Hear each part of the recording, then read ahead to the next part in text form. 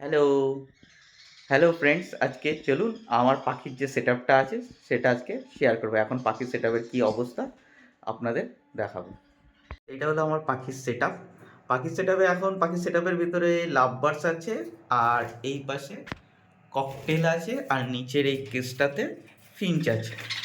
আর তাই পাখির সেটআপের ভিতরে এখন ফোন নিয়ে ঢুকলাম না, এই কারণে পাখিগুলো এখন একটু রাত হয়ে গেছে, তো ফোনের আলো দেখে ফ্ল্যাশ লাইট দেখে একটু ভয় পাবে, তো বাইরের থেকেই ভিডিও করছি। আর পাখির সেটআপের ভিতরে এখন বদ্রি পাখি নেই।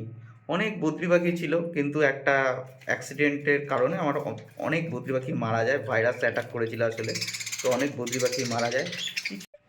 কিছু বদ্রি পাখিকে আমি ট্রিটমেন্ট করে এখন বাঁচিয়েছি, কিন্তু অনেক বদ্রি পাখি মারা যায়, প্রচুর লস হয়েছে। এখন পাখির সেটআপটা নিয়ে একটা নতুন প্ল্যান করছি।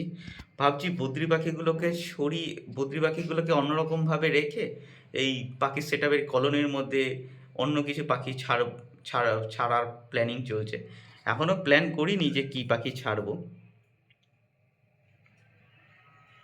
এই যে এই কটা বদ্রি পাখি এখন বেঁচে আছে, অনেক বদ্রি পাখি মারা গেছে। তাও আমার অ্যাপ্রক্সিমেটলি হিসাব অনুযায়ী 22টা পাখি তো মারা গেছে, আরও বেশি হতে পারে, ঠিক আমি সঠিক বলতে পারবো না। কিন্তু এখন আমি এই 8টা পাখিকে সুস্থ করেছি আপাতত। এখনও এদের ট্রিটমেন্ট চলছে। হঠাৎ করে ভাইরাস আক্রমণের কারণে আমার এই পাখির খুব ক্ষয়ক্ষতি হয়েছে বদ্রির উপরে। এই পাখির সেটআপে বদ্রি পাখি ছাড়া অন্য কী পাখির কলোনি করা যায়, আপনারা একটু কমেন্টস করে জানাবেন। এই ছিল আমার পাখির ছোট্ট সেটআপ। ওইদিকে ককটেল পাখিটা বসে আছে, ও ডাকছে, কিন্তু এদিকেও দেখা পাওয়া যাবে না। এই হলো আমার পাখির ছোট্ট সেটআপ। এরপরের দিন পাখির সেটআপের ভেতরে গিয়ে আপনাদের পুরো ভালো করে প্রপারলি ভিডিওটা দেখাবো।